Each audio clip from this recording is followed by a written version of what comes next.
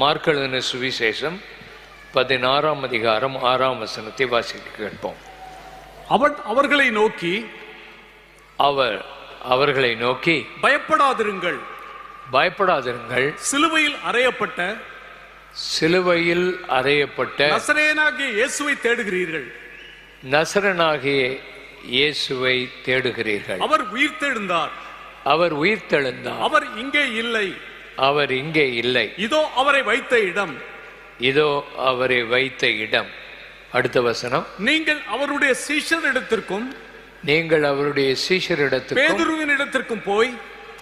பேதுருவினிடத்திற்கும் போய் உங்களுக்கு முன்னே கலிலேயாவுக்கு போகிறார். அவர் உங்களுக்கு சொன்னபடியே அங்கே அவரை காண்பீர்கள் என்று அவர்களுக்கு சொல்லுங்கள்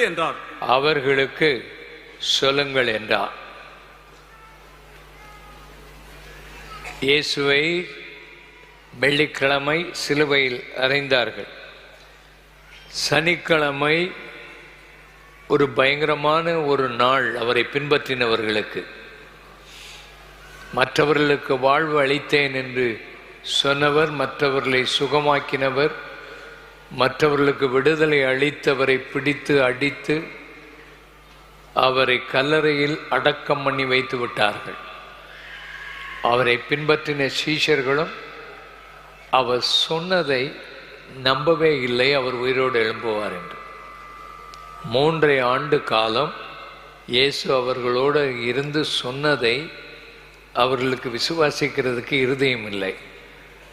நம்ம வாழ்க்கையில் இயேசு வருவார் என்று அவர் சொல்லி போனாரே, அதை உண்மையாக விசுவாசிக்கிற ஆட்கள் இல்லை. அப்படி விசுவாசித்தால் தினந்தோறும் அவர்கள் தங்களை பரிசுத்தம் பண்ணிக்கொண்டு அவருக்காக காத்திருப்பார்கள். இயேசுவை அவர்கள் சிலுவையில் அறைந்து அடக்கம் பண்ணி விட்டபடியினால் அவரை நம்பியிருந்தவர்களுக்கு இருளுள்ள ஒரு நாட்கள் வந்துவிட்டது. சந்தேகம் அவர்களுக்குள்ள வந்தது. கல்லறையில் இருக்கிறது, யார் அதை புரட்டி தள்ளுவார்கள் என்ற பயம் வந்துவிட்டது. இருட்டில் காலையில் எழும்பி 3 சகோதரிகள் கல்லறையை தேடி வருகிறார்கள். எதுக்கு வர்றாங்க? உயிரோடு எழும்பதை பார்க்கறதுக்கு இல்லை.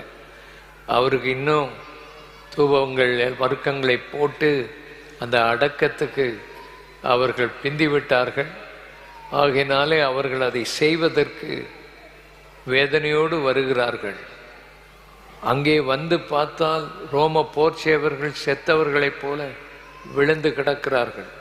கல்லறை திறந்திருக்குது, இயேசுவை காணலை. இதெல்லாம் பார்க்கும்போது ஒரு இருள் சூழ்ந்த நேரம். ஆனால் கொஞ்ச நேரத்தில் அந்த நாள் உயிரோடு ஆண்டவர் எழும்பின நாள்.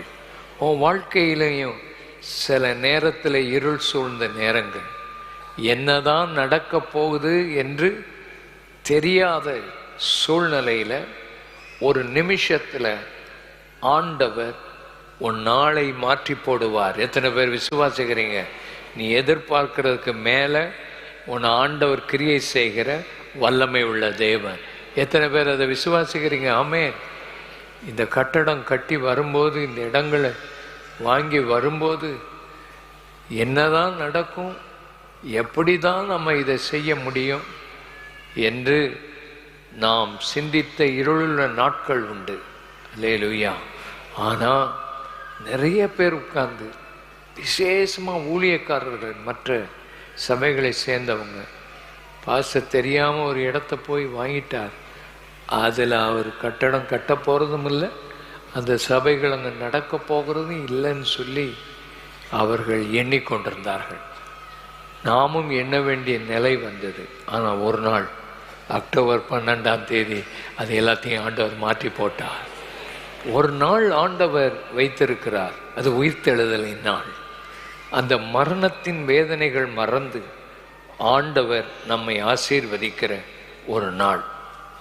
இந்த 6ஆம் அதிகாரத்தை 6ஆம் வசனத்தை நாம் வாசிக்கும்போது மத்தேயு 16:6 ஒரு 5 காரியம் சொல்லி இருக்குது. ஒன்று, அங்கே சமாதானத்தின் செய்தியை பார்க்கிறோம். பயப்படாதே.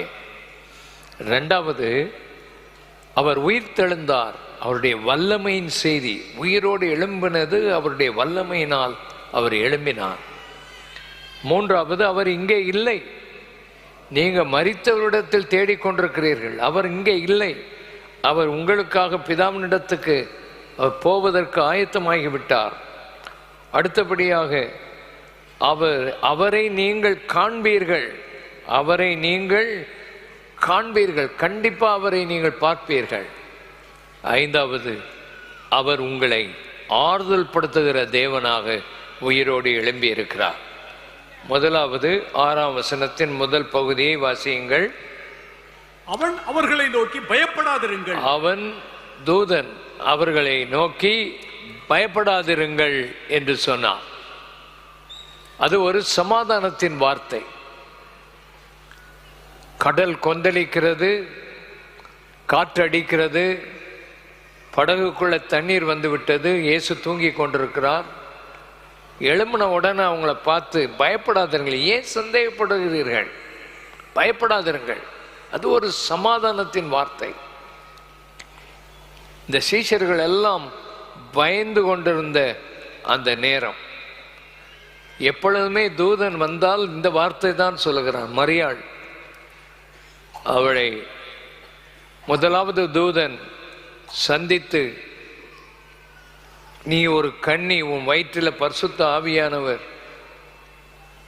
நிழலிட்டு நீ ஒரு குமாரனை பெறுவாள் என்று சொல்லுகிற நேரத்தில் இது என்ன செய்தியோ என்று பயந்த போது பயப்படாதே. இயேசு பிறந்த போது பயப்படாதே என்கிற அந்த வார்த்தை, முழு உலகமும் பயம் என்கிற அந்த நிலையில்தான் இருக்கிறது. விசுவாசிகளுடைய வாழ்க்கையில் இப்பொழுது நடக்கிற சம்பவங்கள் எல்லாம் பார்க்கும்போது பயமாகத்தான் இருக்கும். ஆனால் ஆண்டவர் சொல்லுகிற வார்த்தை ஒரு சமாதான செய்தி. அவருடைய உயிர்த்தெழுதலின் செய்தியே சமாதானம்தான்.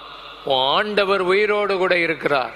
நீ எந்த நிலையில் இருந்தாலும் பரவாயில்ல, அவர் உனக்கு சமாதானத்தின் செய்தி. எபிரேயர், நீங்கள் வேதத்தை 2 தீமோத்தேயு 1:7 வாசிக்கும் போது 2 தீமோத்தேயு 1:7 அவர் நமக்கு பயமுள்ள ஆவியை கொடாமல் அன்பும் தெளிந்த புத்தியும் உள்ள ஆவியை கொடுத்துக்க. பலமும் அன்பும் தெளிந்த புத்தி, 3 காரியம். பலமுள்ள ஆவி, பயமுள்ள ஆவி அல்ல, அன்புள்ள ஒரு ஆவி, தெளிந்த புத்தி, எல்லாத்தையும் கண்ட்ரோல் பண்ணுகிற ஒரு நல்ல ஆவியை கர்த்தர் நமக்கு கொடுத்திருக்கிறார்.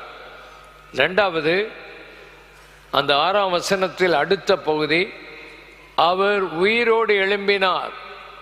பவர் ஆஃப் காட் அவங்க பார்க்கிறோம். உயிரோடு எழும்பினார். உலகத்திலேயே மகா பெரிய வல்லமை என்னவென்றால் ஆண்டவர் உயிரோடு எழும்பினது தான் மகா பெரிய வல்லமை.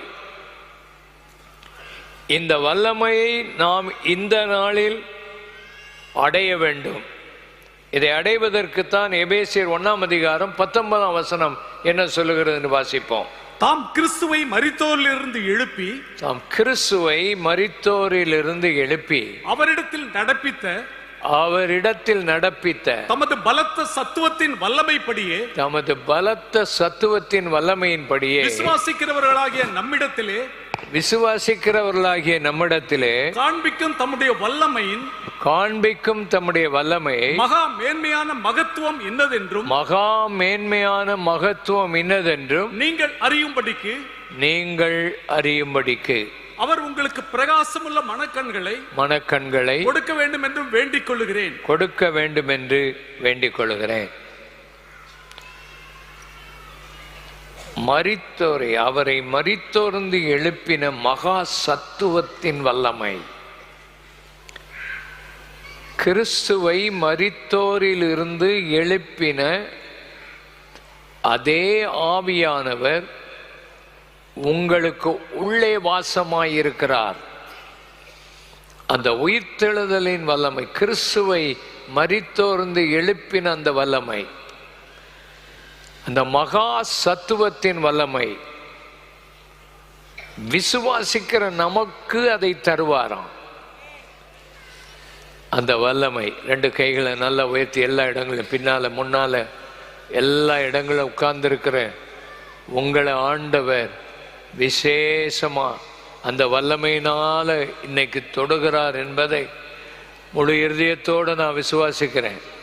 உங்கள் செத்த அவயவங்கள் உயிர்ப்பிக்கப்படும். செத்த கற்பங்களை கத்த தொட்டு உயிர்ப்பிப்பார். உன் வீட்டுக்குள்ளேயே ஆண்டவர் அற்புதங்களை செய்கிறார். உனக்கு தடையாய் இருக்கிற காரியங்களை ஆண்டவர் மாற்றி அமைக்க இந்த உயிர்த்தெழுதல் தேவனிடத்திற்கு ஏறி போகவில்லை. இன்னும் நான் என் பிதாவினிடத்துக்கு ஏறி போகவில்லை. நீ என் ஏறி போகவில்லை. நீ என் சகோதரரிடத்திற்கு போய் நீ என் சகோதரரிடத்திற்கு போய் நீ என் சகோதரிடத்துக்கு போய் நான் என் பிதாவினிடத்திற்கும் உங்கள் பிதாவினிடத்திற்கும் நான் என்னுடைய பிதாவினிடத்துக்கும் உங்க பிதாவினிடத்துக்கும் என் தேவனிடத்திற்கும் உங்கள் தேவனிடத்திற்கும் என் தேவனிடத்துக்கும் உங்கள் தேவனிடத்துக்கும் ஏறி போகிறேன் என்று அவர்களுக்கு சொல்லு என்றார். ஏறி போகிறேன் என்று அவர்களுக்கு சொல் என்றார். இயேசு உயிரோடு எழும்பி என்ன செய்கிறார்? என் வேலையெல்லாம் முடிஞ்சிட்டு நான் உயிரோடு எழும்பிட்டேன், என் பிதாவின்கிட்ட போய் நான் ரெஸ்ட் எடுக்க போகிறேன் அப்படின்னு சொல்லலை. நான் உங்கள் பிதாவினிடத்துக்கு போகிறேன், என் பிதாவினிடத்துக்கு போகிறேன். இயேசு உயிரோடு எழும்பின பிறகு தான் இந்த ரெவலேஷன் ஆண்டவர் கொடுக்கிறார். நமக்கு ஒரு பிதா இருக்கிறார், இன்னைக்கு அவர் உயிரோடு இருக்கிறார். அல்லேலூயா. உங்கள் தாய் தகப்பன்மார் மரித்திருந்தாலும் உங்களுக்கு ஒரு பெரிய நம்பிக்கை, உங்களுக்கு ஒரு தகப்பன் இருக்கிறார். அவர் என்ன செய்து கொண்டிருக்கிறார்? எபிரேயர் 7:25 என்ன வாசிக்கிறோம்? மேலும் தமது மூலமாய் தேவனிடத்தில் சேருகிறவர்களுக்காக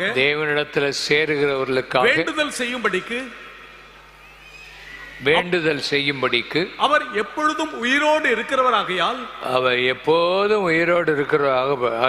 அவர்களை முற்றுமுடிய ரட்சிக்க வல்லவராயும் இருக்கிறார். முற்றுமுடிய ரட்சிக்க வல்லமை உடையவராயிருக்கிறார். உயிரோடு எப்பவும் இருக்கிறார். எதுக்காக இருக்கிறார்? எப்பவும் வேண்டுதல் செய்ய. யாருக்காக? ஊரில் உள்ளவங்களுக்காக, உங்களுக்காக அவர் உயிரோடு இருக்கிறார்.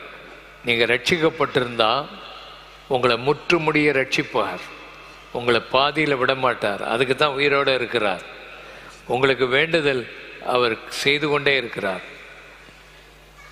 பேதுரு இந்த இடத்துல நீங்கள் முன்னால் வாசித்த வேத பகுதியில்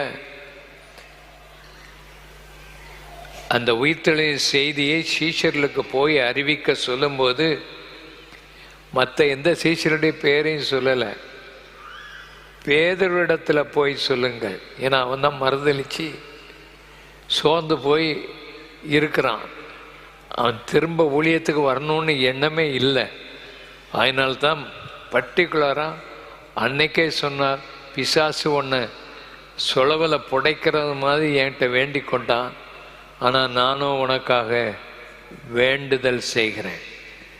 அவன் ஆண்டவரை மறுதளித்த போதும் சேவல் இந்த 3ஆம் தரம் கூவின போது மைண்டில் வந்துட்டு, ஐயோ நான் சாவிலும் மறுதளிக்க மாட்டேன்னு சொன்னேனே, மறுதளிச்சிட்டேனே, இனிமேல் அவர் அந்த சீஷ கூட்டத்தில் இவனை சேப்பானா என்ற நம்பிக்கை இழந்த நேரத்தில் இயேசு அவனை நோக்கி பார்த்தார். அவனை நோக்கி பார்த்தது எதற்காக? நான் சொன்னனே, நீ கேட்டியா, இப்போ பாடுபடுன்னு ஆண்டவர் சொல்லலை. பேதுருவே, உனக்காக நான் பரிந்து பேசுகிறேன்ப்பா. அல்லேலூயா. நம்ம வாழ்க்கையில் ஆண்டவர் நமக்காக எப்பவும் பரிந்து பேசுகிறவர். எப்பவும் அவர் நமக்காக உயிரோடு இருக்கிறார், நம்மை பார்த்து கொண்டே இருக்கிறார். எபிரேயர் 4:13 வாசியுங்கள். அவருடைய பார்வைக்கு மறைவான சிருஷ்டி ஒன்றுமில்லை. மறைவான சிருஷ்டி ஒன்றுமே இல்லை. சகலமும் அவருடைய கண்களுக்கு முன்பாக நிர்வாணமாயும் வெளியரங்கமாயும் இருக்கிறது.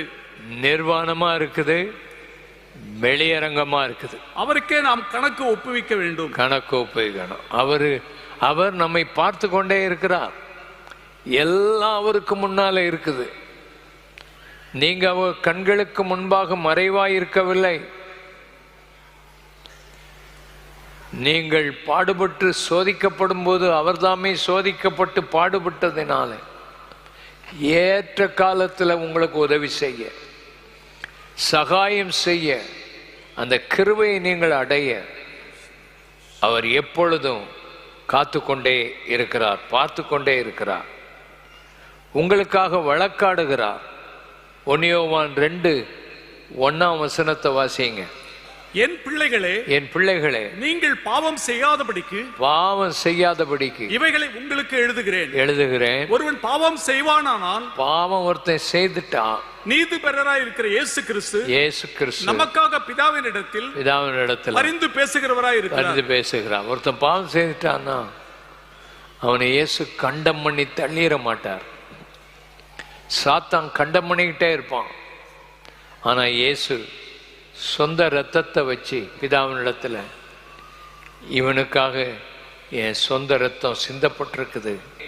இல்லை, அவர் பிதாக்கிறார், அவர் அங்கே இல்லை, அவர் பிதாவினிடத்தில் இருக்கிறார்.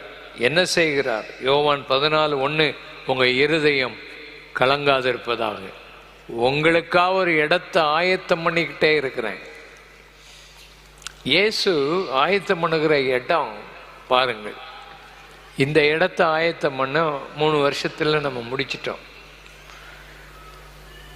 ஆண்டவர் ஆயத்தம் பண்ணிக்கிட்டு இருக்கிற இடம் 2000 ஆண்டுகளுக்கு மேலே ஆயிட்டு, இன்னும் முடிக்கல அவர். அப்படியானால் உங்களுக்காக எனக்காக அவர் ஆயத்தம் பண்ணி கொண்டிருக்கிற இடம் எவ்வளவு அழகானது, எவ்வளவு மகிமையானது, எவ்வளவு உங்களுக்காக பிளான் பண்ணிக்கிட்டு இருக்கிறார். அவர் உயிரோடு எழும்பின ஆண்டவர், அதைத்தான் அவர் செய்து கொண்டிருக்கிறார். அவர் ஏன் இன்னும் வரல? இன்னும் ஏன் நம்மளை அந்த உயிரோடு இருக்கிற ஆண்டவர் சேர்த்துக்கொள்ள வரல? எபிரேயர் 10:13 வாசிங்க. எபிரேயர் 10:13. இனி தம்முடைய சத்துருக்களை, இன்னும் அவருடைய சத்துருக்களை, இனி தம்முடைய சத்துருக்களை தமது பாதபடியாக்கி போடும் வரைக்கும், காத்து கொண்டிருக்கிறார். கடைசி சத்துரு அவருடைய பாதபடிக்கு வரும் வரைக்கும் காத்துக்கிட்டே இருக்கிறார். நிறைய சத்துருக்கள், அந்தி கிறிஸ்து சத்துரு, ஃபால்ஸ் ப்ராஃபட், பொய்யான தீர்க்கதரிசி, வஞ்சக தீர்க்கதரிசிகள், பயங்கரமான சத்துருக்கள். கடைசி சத்துரு மரணம் என்கிற சத்துரு. அதை கடைசியில் அழிச்சிட்டு தான் அவர் இந்த பூமிக்கு வருவார். காரணம், அந்த உயிர்த்தெழுதல் நாம் என்றென்றைக்கு இருக்கிற அந்த நித்திய வாழ்க்கைக்கு போவதற்காக அவர் காத்துக்கிட்டே இருக்கிறார். இயேசு அந்த நாள் வந்தபோது 3 பெண்கள் அழுது கொண்டிருந்தார்கள். அவர்கள் கண்ணீரை துடைக்க அவர் உயிரோடு எழும்பினார். அந்த கல்லறை மூடி இருந்தது. அந்த கல்லை புரட்டி விட்டு வெளியே வர சுற்றப்பட்டிருந்த சீலை 2ஐயும் அழகா மடிச்சு வச்சு ஆண்டவர் உயிரோடு எழும்பி, நம்மளை போல படுக்கையில் ஒன்றையும் மடிக்காம எழும்பி போல. நிறைய புருஷர்கள் நீங்கள் பாருங்களேன், படுக்கையிலிருந்து எழும்பினோன்னு எதை மடிக்க மாட்டாங்க, அந்த படுக்கையை மடித்து ஒழுங்காக வைக்க மாட்டாங்க. ஆனால் இயேசு ஒழுங்குள்ளவர்.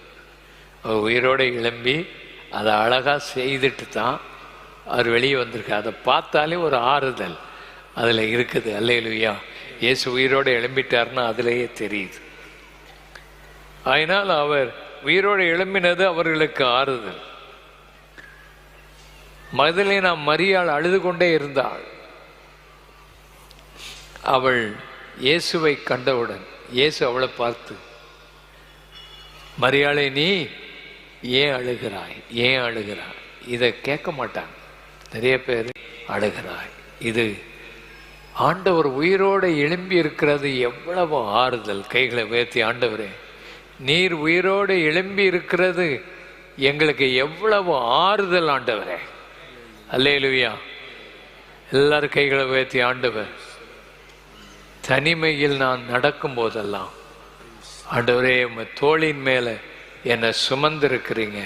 இந்த பாடலை நாம் பாடுவோமாக. தனிமையில் நான் நடக்கும்போது. ஹல்லேலூயா. அந்த பாடலை நாம் பாடுவோம்.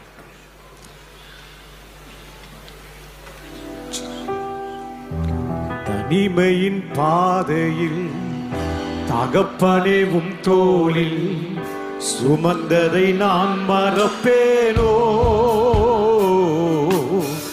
சுமந்ததை நான் மறப்பேனோ. தனிமையின் பாதையில் தகப்பனே உம் தோளில் சுமந்ததை நான் மறப்பேனோ, சுமந்ததை நான் மறப்பேனோ. எத்தனை அன்பு என்னே, எத்தனை பாசம் என்னே, எத்தனை அன்பு என்னே, எத்தனை பாசம் என்னே. இதற்கு ஈடு என்ன தருவேனா, இதற்கு ஈடு என்ன தருவேனா, இதற்கு ஈடு என்ன தருவேனா, இதற்கு ஈடு என்ன தருவேனா. சோர்ந்து போகும் நேரங்களெல்லாம் மார்போடு அணைத்துக் கொண்டீரே, சோர்ந்து போகும் நேரங்களெல்லாம் மார்போடு அணைத்துக் கொண்டீரே. தண்ணீரை கணக்கில் வைத்தீரே, ஆறுதல் எனக்கு தந்தீரே. தண்ணீரை கணக்கில் வைத்தீரே, ஆறுதல் எனக்கு தந்தீரே. எத்தனை அன்பு என்மேல், எத்தனை பாசம் என்மேல், எத்தனை அன்பு என்மேல், எத்தனை பாசம் என்மேல். இதற்கு ஈடு என்ன தருவேனா, இதற்கு ஈடு என்ன தருவேனா, இதற்கு ஈடு என்ன தருவேனா, இதற்கு ஈடு என்ன தருவேனா. உடைக்கப்பட்ட நேரங்கள் எல்லாம் அடைக்கலும் எனக்கு தந்தீரே, உடைக்கப்பட்ட நேரங்கள் எல்லாம் அடைக்கலும் எனக்கு தந்தீரே. நடுமாறும் வேளையில் எல்லாம் நகம போல சுமந்து சென்றீரே, நடுமாறும் வேளையில் எல்லாம் நகம போல சுமந்து சென்றீரே. எத்தனை அன்பு என்மேல், எத்தனை பாசம் என்மேல், எத்தனை அன்பு என்மேல், எத்தனை பாசம் என்மேல். இதற்கு ஈடு என்ன தருவேனா, இதற்கு ஈடு என்ன தருவேனா, இதற்கு ஈடு என்ன தருவேனா, இதற்கு ஈடு என்ன தருவேனா. கைகளை நல்லா உயர்த்தி ஆண்டவருடைய சன்னிதானத்தில் அவர் மெய்யாகவே நம்முடைய ஆறுதலின் தேவனாக இருக்கிறார். நீ தனிமையில் நடக்கும்போது உனக்கு அநேக தடைகள், உடைக்கப்பட்ட நேரங்கள், அந்த நேரமெல்லாம் ஆண்டவர் ஆறுதலாக இருப்பார், அவன் கூட பேசுவார். இரண்டாவது, அவர் உயிர்த்தெழாவிட்டால் என்ன நடந்திருக்கும்? 1 கொரிந்தியர் 15:13 வாசி. மரித்தோரின் உயிர்த்தெழுதல் இல்லாவிட்டால், மரித்தோரின் உயிர்த்தெழுதல் இல்லாவிட்டால் கிறிஸ்துவும் எழுந்திருக்கவில்லையே. கிறிஸ்து எழுந்திருக்கவில்லை. கிறிஸ்து எழுந்ததினால்தான் நமக்கு நம்ம உயிரோடு எழும்புவோம் என்ற ஒரு நம்பிக்கையை ஆண்டவர் தந்திருக்கிறார். அநேக மதங்களில் இந்த நம்பிக்கையே இல்லை. நம்ம மறுபடியும் உயிரோட எழும்புவோம், எழும்பி மகிமையான ஒரு அனுபவத்துக்கு போவோம் என்ற நம்பிக்கை இல்லை. அவர் உயிரோடு எழும்பினதுனால தான் நமக்கு இந்த நம்பிக்கை ஆண்டவர் கொடுத்திருக்கிறார். ரெண்டாவது, இல்லாட்டா நம்ம பண்ணுற பிரசங்கம் வீணாக தான் இருக்கும். இயேசு உயிரோடு எழும்பினதுனால தான் தைரியமாக நம்ம இன்னைக்கு பிரசங்கம் பண்ணுறோம். நம்ம ஆராதிக்கிற தேவன் உயிருள்ளவர் என்று தைரியமாக பிரசங்கம் பண்ண. இல்லாட்டா இதெல்லாம் பொய்யா இருக்கும். நம்ம பொய் சொல்லலை. அவர் உயிரோடு எழும்பினது நமக்கு தெரியும். அவர் உயிரோடு எழும்பினார்னு எப்படி நமக்கு தெரியும்? நம்ம பாவங்கள் மன்னிக்கப்பட்டிருக்குது, அதனால தான் அவர் உயிரோடு எழும்பி இருக்கிறார். இல்லாட்டா பாவங்கள் மன்னிக்கப்படாது. என் வாழ்க்கையெல்லாம் அதெல்லாம் ஒரு திட்டவட்டமான ஒரு அனுபவம். பாவத்தில் வாழ்ந்து பாவத்தை பச்சை தண்ணீராக குடித்து கொண்டிருந்த அவருடைய வாழ்க்கை ஒரு நாள் அவரை விசுவாசித்த போது அதெல்லாம் மன்னிக்கப்பட்டு அந்த பாரமெல்லாம் விட்டு போய்விட்டது. ஆகினால நல்லா விசுவாசிக்க முடிகிறது, இந்த இயேசு உயிரோடு இருக்கிறார். அல்லேலூயா. உன் வாழ்க்கையில் உன் பாவத்தை மன்னிச்சிருக்கிறது அவர் உயிரோடு கூட இருக்கிறார். இல்லாவிட்டால் கிறிஸ்துவுக்குள் மரித்தவர்கள் கெட்டு போயிருப்பார்கள். மண்ணோட மண்ணா போகிறவர் அல்ல நாம். இந்த சரீரம் தான் போகுமே தவிர நம் ஆவி தேவனோடு கூட வந்து தங்கி இருக்கிறதை நாம் பார்க்க முடியும். அது மாத்திரமல்ல, இந்த உலகத்துக்காக மாத்திரம் நம்ம நம்பிக்கை வச்சிருந்தா பரிதபிக்கப்படத்தக்கவங்களாக இருப்போம். இந்த உலகத்தில் நம்ம பிறந்து வளர்ந்து சாப்பிட்டு வேலை பார்த்து பிள்ளைகளை பார்த்து படித்து மண்ணோட போகிறதுக்கு இல்லை. மறுமையின் வாழ்வு நமக்கு இருக்கிறபடினால தான் அவர் உயிரோடு எழும்பி அதை காண்பித்தார். நம்முடைய ஆண்டவர் அவர் உயிர்த்தெழுந்ததுனால நமக்கு மிகுந்த ஆசீர்வாதம். அவர் தம்மை அநேகருக்கு உயிர்த்தெழுந்த பின்பு வெளிப்படுத்தினார். 1 கொரிந்தியர் 15ஆம் அதிகாரம் 5, 6, 7, 8 வாசிப்போம். 1 கொரிந்தியர் 15, 5, 6, 7, 8. கேபாவுக்கும் பின்பு 12 தரிசனமானார். கேபாவுக்கும் 12 தரிசனமானார். அதன் பின்பு அவர் 500 பேருக்கு அதிகமான சகோதரருக்கும் ஒரே வேளையில் தரிசனமானார். சகோதரர்களுக்கு ஒரே நேரத்தில் தரிசனம் கொடுத்திருக்கிறார். அவர்களில் அநேகர் இந்நாள் வரைக்கும் இருக்கிறார்கள். அந்த நாள் வரைக்கும் அவர்கள் இருந்தார்கள். சிலர் மாத்திரம் நித்திரையடைந்தார்கள். பின்பு யாக்கோபுக்கும் அதன் பின்பு அப்போஸ்தலர் எல்லாருக்கும் தரிசனமானார். அப்போஸ்தலர் எல்லாருக்கும் தரிசனம் கொடுத்தார். எல்லாருக்கும் பின்பு அகால பிறவி போன்ற எனக்கும் தரிசனமானார். அகால பிறவி போன்ற எனக்கும் தரிசனம் அளித்தார். கடைசியில உயிரோடு எழும்பினத அருமையான தரிசனத்தின் மூலமாக வெளிப்படுத்தினார். முதலாவது ஆண்டவருடைய உயிர்த்தெழுதல் சமாதான வல்லமையுள்ள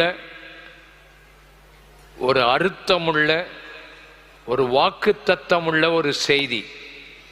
இரண்டாவது, ஆண்டவராகிய இயேசு கிறிஸ்துவின் உயிர்த்தெழுதல் நம்முடைய பாவங்களை நமக்கு மன்னித்து மறுமையின் வாழ்வு இருக்கிறது என்பதை தெளிவாக நமக்கு ஆண்டவருடைய வார்த்தை உயிர்த்தெழுதல் நம்பிக்கை நமக்கு கொடுக்கிறது. மூன்றாவது, ஆண்டவர் அநேகருக்கு தரிசனமானார்.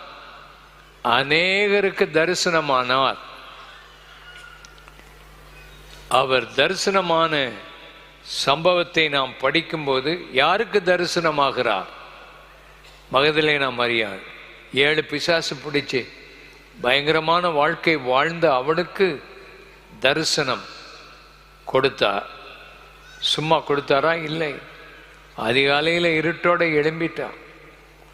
இயேசு இல்லாமல் எனக்கு தூக்கம் இல்லை என்று சொல்லி தேடி ஓடுறான்.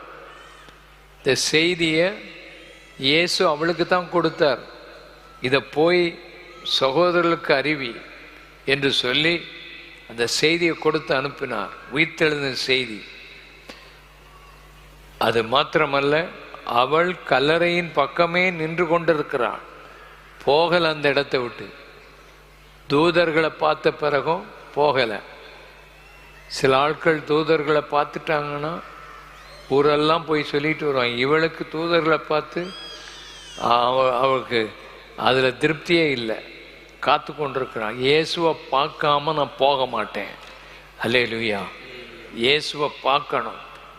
சமீபத்தில் ஒரு பெண் அவள் மேலே குண்டு விழப்போகுதுன்னு ஃபோனில் அவளுக்கு செய்தி, அவள் விட்டு பக்கத்தில் குண்டு விழப்போகுதுன்னு. உங்களுக்கு தெரியுமா? இப்போ துபாய் மற்ற இந்த ஈரான் அண்டை நாடுகளில் அவன் வீட்டில் உட்காந்துருக்கும் போதே உங்கள் வீட்டு பக்கத்தில் குண்டு விழப்போகுதுன்னு அவங்களுக்கு செய்தி அனுப்புவாங்க.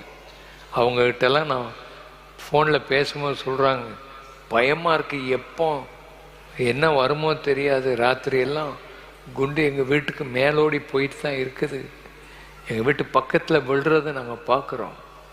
அந்த மாதிரி அந்த பெண்ணுடைய லைஃப்பில் செய்தி வந்த உடனே அவன் விழுந்து அழுறான்.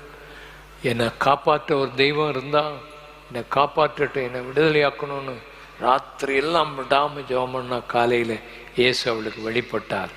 வெளிப்பட்ட மகளே, நீ பயப்படாத, நான் உன்னை காப்பாற்றுவேன், நான் ஒரு மெய்யான தெய்வம் என்பதை வெளிப்படுத்தினார். அவள் அதை அறிந்த பின்பு அவளுடைய கணவன் அவளை டிவோர்ஸ் பண்ணி அவங்க பிள்ளைகளை பிடிங்கிட்டான் அவட்ட இருந்து. அவள் இப்போ அந்த வீட்டில் இல்லை. ஆனால் அவன் என்ன சொல்கிறான்னா, இயேசு என் கூட இருக்கிறார். இந்த தெய்வத்தை இதுவரைக்கும் நான் தெரியாமல் இருந்துட்டேன். அவரை பற்றி படிக்கிறதுக்கு நான் கூகுளில் போன போது எனக்கு வந்த முதல் வசமை, உன் சத்துருவை சிநேகி. ஐயோ, இதுவரைக்கும் எனக்கு சொல்லி கொடுத்த உபதேசமெல்லாம் உன் சத்துருவை பகைச்சு கொல்லணும், கிறிஸ்தவங்களை கொல்லணும், யூதர்களை கொல்லணும் தானே எனக்கு படித்து கொடுத்தாங்க. இந்த இயேசு இவ்வளவு நல்லவரா? அவருடைய மகிழ்ச்சி எனக்கு போதும். நிச்சயமாக என் கணவனையும் என் பிள்ளைகளையும் நான் பார்ப்பேன். இந்த விசுவாசத்தோடு இருக்கிறான். அருமையானவர்களே, ஆண்டவர் உண்மையாய் தேடுகிறவர்களுக்கு தரிசனம் கொடுக்கிறவர். ரெண்டாவது, உங்கள் வாழ்க்கையில் லூக்கான சுவிசேஷம் 24ஆம் அதிகாரத்தை படிக்கும்போது அங்கே கல்லறை திறந்ததை பார்க்குறோம். ரெண்டாவது, இயேசு எம்மாவூர் சீஷர்களுக்கு தம்மை வெளிப்படுத்துகிறார். எம்மாவூர் சீஷர்கள் 2 பேர் 8 மைல் தூரம் நடந்து போகிறாங்க.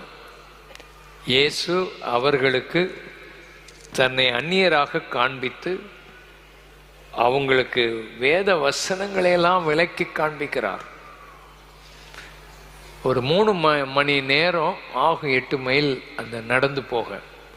அந்த 3 மணி நேரமும் இயேசு பைபிள் ஸ்டடி எடுக்கிறார். என்ன பைபிள் ஸ்டடி எடுத்திருப்பார்? ஆதியாகமம் 3:15 இருக்கிற ஸ்திரீயின் வித்தாக அவர் இந்த பூமிக்கு வந்து சர்ப்பத்தின் தலையை நசுக்குவேன்னு எடுத்திருப்பார். ஆபிரகாமை பற்றி எடுத்து அவன் குமாரனை பலியிட்டானே, அந்த பலிக்கு அவனுக்கு பதிலாக இன்னொரு பலி அங்கே வந்தது என்பதை சொல்லியிருப்பார். இப்படி தாவீதை பற்றியும் அவன் சந்ததியில் அவர் பிறக்கிறத பற்றிய தீர்க்க தரிசன வசனங்களை பேசிகிட்டே போயிருக்கார். இப்படி அவர் பேசி போக போக 3 மணி நேரம் பேசுகிறார். என் கண் இன்னும் திறக்கப்படலை. ஆனால் அவன் வீட்டுக்குள்ளே போகிறாங்க. இயேசு போகிறவர் போல, இவ்வளவு நேரம் சொல்லியும் உன் கண்ணு திறக்கலை, நான் போகிறேன். போகும்போது ஐயா வந்து தங்கியிருங்க அப்படின்னு சொல்லி நேரம் போகுது. இந்த இருட்டாயிட்டு வாங்க உட்கார்ந்து விருந்த ஆள் மாதிரி தான் அவர் போயிருக்காரு வீட்டுக்கு. அப்பத்தை பிட்டது யாரு? அவர் தான் அப்பம் எடுத்து பிட்டார். அவர் அப்பத்தை பிட்டா முதல்ல அவங்க கண்கள் திறந்தது. அல்லேலூயா. உன் கண்ணு திறப்பார். கல்லறையை திறந்தவர் உன் கண்ணை திறப்பார். அவருடைய வசனத்தை படிச்சுட்டு இருக்கும்போது பாவம் மன்னிப்பும் மனம் திரும்புதலும் எல்லா தேசத்துக்கும் பிரசங்கிக்கப்பட வேண்டும் என்று அவருடைய மனதை திறந்தார் என்று வேதத்தில் எழுதியிருக்கிறது. பின்பு அவர் சொன்னார், நீங்கள் எனக்கு சாட்சிகளாக இருங்க, வாக்குத்தத்தம் பண்ணின பரிசுத்த ஆவியானவர் உங்களுக்கு அனுப்புவேன், நீங்கள் போய் சாட்சிகளாயிருங்கள். நம்முடைய உதடுகளை திறக்கிறார். கைகளை நல்லா உயர்த்தி, எல்லாரும் கை உயர்த்தி, இயேசுவே நீர் உயிரோடு எழும்பினதை இன்னைக்கு ஒரு ஆளுக்காவது சாட்சி சொல்ல, ஒரு ஆத்மாவை ஆண்டவருக்குள்ள நடத்த உதவி செய்யும். நீ செத்த தெய்வம் அல்ல, தைரியமா சொல்ல முடியும், நீர் உயிரோடு எழும்பி இருக்கிறீர். ஆகினால உம்முடைய சாட்சிகளை சொல்ல உதவி செய்யும் ஆண்டவரே. அப்படி ஆண்டவர் அந்த எம்மாவூர் சீஷர்களுக்கு தம்மை வெளிப்படுத்தினார். மூன்றாவது, பூட்டியிருந்த கதவுக்குள்ளே போனார். யோவான் 20:19 வாசிங்க. யோவான் 20:19. வாரத்தின் முதல் நாளாகிய அன்றைய தினம் சாயங்கால வேளையில் சீஷர்கள் கூடியிருந்த இடத்தில் யூதர்களுக்கு பயந்ததினால் கதவுகள் பூட்டியிருக்கையில் இயேசு வந்து நடுவே நின்று, கதவு பூட்டியிருக்கையில் இயேசு நடுவே வந்து உங்களுக்கு சமாதானம் என்றார். பயந்து கதவை பூட்டி இருக்கிற இடத்துல உயிரோடு எழும்பின ஆண்டவர் அவங்க நடுவே போய் நின்று கைகளை காண்பித்து, பிள்ளைகளை புசிக்கிறதுக்கு ஏதாவது இருக்கான்னு அங்கேயும் கேட்கிறார். அவர் சிறு மீன் துண்டுகள் கொடுத்தாங்க, சாப்பிட்டார். ஒரு ஆவியும் அப்படி சாப்பிட்டாது. நான் உயிரோடு எழும்பி இருக்கிறேன், எனக்கு மாம்சம் இருக்கிறது, எலும்பு இருக்குதுன்னு சொல்றார், ரத்தம் இருக்குன்னு சொல்லலை. ஆனால் அவர் உள்ள போய் அந்த பயந்திருந்த அந்த மக்கள் மத்தியில், சீஷர்கள் மத்தியில் போறார். இவர் மாத்திரம் நேராக உள்ள போகாமல் கதவை தட்டி இருந்தால் என்ன செய்திருப்பாங்க? கூட இன்னொரு பூட்டை போட்டு உள்ளே பூட்டி இருப்பான். ஏன்னா பயந்து போய் தான் உள்ளே உட்கார்ந்துருக்கிறான். நம்மளை எப்போ பிடிச்சி சிலுவையில் அறைய போகிறாங்களோ தெரியலேன்னு. ஆனால் இயேசு அவர் நடுவே போய் பயந்திருந்தவங்களுக்கு கரேஜ் கொடுத்தார். உயிர்த்தெழுந்த ஆண்டவர் பயந்தவங்களுக்கு கரேஜ் கொடுப்பார். இந்த வரும் நாட்களில் தைரியத்தோடு ஆண்டவரை பின்பற்றணும். அல்லேலூயா. சோர்ந்து போயிடக்கூடாது, பயப்படக்கூடாது. இந்த நிக்கதேமும் அரிமத்தியா ஊரான யோசேப்பும் ரகசிய கிறிஸ்தவர்கள், சனகரீம் சங்கத்தில் இருந்தவங்க, ஐஸ்வர்யவான்கள். இவங்க முதல்ல பயந்து இருந்தாங்க. அப்புறம் இயேசு மரித்த பின்பு அடக்கம் பண்ணுறதுக்கு இந்த 2 பேர் தான் வராங்க. அப்போ தைரியம் வந்துட்டு பேதுரு பயந்து இருந்தான். உயிரோடு எழும்பின ஆண்டவரை பார்த்த பின்பு, அவருடைய பசுத்த ஆவியானவரை பெற்ற பின்பு, நீங்கள் ஆணி அடித்து கொலை செய்த இயேசுவை தேவன் உயிரோடு எழுப்பினார். தைரியமா சாட்சி சொல்றதை பார்க்கிறோம். பயந்த மக்களுக்கு தைரியம் கொடுக்கத்தான் இயேசு உயிரோடு எழும்பி இருக்கிறார். யோவான் 20:26 வாசிப்போம். மறுபடியும் 8 நாளைக்கு பின்பு சீஷர்கள் வீட்டுக்குள்ளே இருந்தார்கள். தோமாவும் அவர்களோடு கூட இருந்தான். கதவுகள் பூட்டப்பட்டிருந்தது. இயேசு வந்து நடுவே நின்று உங்களுக்கு சமாதானம் என்றார். சந்தேகப்பட்ட தோமாவின் சந்தேகத்தை மாற்ற இயேசு உயிரோடு அவனுக்கு வந்து காட்சி அளிக்கிறார். உன் வாழ்க்கையில் அன்பிலீஃப் மாறணும். அதுக்கு தான் உயிரோட இயேசு எழும்பி இருக்கிறார். அன்பிலீஃப் நம்ம வாழ்க்கையில் எதையுமே நமக்கு கொடுக்காது. அவிசுவாசம். மக்கள் பயம் நிறைந்து சமாதானம் இல்லாமல் அன்பிலீஃபோட இருக்கிற மக்களுக்குத்தான் இயேசு உயிரோட எழும்பி இந்த 3 காரியத்தை கொடுக்கணும்னு விரும்புகிறார். உங்க வாழ்க்கையில் அதை நீங்க அனுபவிக்கணும். அந்த சந்தேக தோமாவை தான் இந்தியாவுக்கு அனுப்பி வைத்தார். அவனுக்குள்ள அதுக்கு பிறகு சந்தேகம் போயிட்டு, சந்தேகப்படுகிற இந்தியர்களுக்கு சரியான ஆளை அனுப்பணும்னு அவனைத்தான் அனுப்பியிருக்கிறார். அல்லேலுயா சொல்லுங்க, அல்லேலுயா. ஆகினால நீங்கள் சந்தேகப்படாதிருங்கள். ஆண்டவர் பேதுருவை பார்த்து அவனுக்கு தரிசனமானார். யோவான் 21:1 வாசிக்கும் போது கடைசியில் பேதுருவுக்கு தன்னை வெளிப்படுத்துகிறார். அவன் மீன் பிடிக்க போனவனுக்கு அவனுக்கு 3 காரியத்தை அவனுக்கு சொல்லி கொடுக்கிறார் உயிரோடு எழும்பின ஆண்டவர். முதலாவது, நீ மனுஷரை பிடிக்கணும்ப்பா, மீன் பிடிக்க போகாத. மனுஷரை பிடி, மனுஷரை பிடிக்கணும். நமக்கு இந்த இடம் முழுசும் ஜனங்களால் நிரப்பப்படுவதற்கு மனுஷரை பிடிக்கிறவர்களாக மாறுங்க. ரெண்டாவது, நீங்க அன்புள்ள ஷெப்பர்ட்ஸா மாறுங்க. மேய்ப்பரமாக ஆட்டுக்குட்டிகளை மேய்ப்பாயாக. ஆட்டுக்குட்டிகள் அருமையா இன்னைக்கு வந்து பாடினாங்க. ஆட்டுக்குட்டிகள் இவங்களை மேய்க்கணும். இவங்களை மேய்க்கிறது இந்த காலம் லேஸ் இல்லை. இதுகளை மேய்க்கணும். சண்டே ஸ்கூலில் எல்லாம் படித்து கொடுப்பாங்கன்னு நம்பி விட்டுறக்கூடாது. வீட்டில் அவங்களுக்கு டெய்லி சண்டே ஸ்கூல் நடத்தணும். யார் நடத்தணும்? அப்பா நடத்தணும். அவர் தான் ஆசாரியன். வீட்டுக்கு அவர் தான் நடத்தணும். அம்மாவே எல்லா வேலையும் பார்த்து அவங்களே நடத்துவான்னு இருக்கக்கூடாதா? ஐயா வேலை அதுதான், ஆசாரியன்.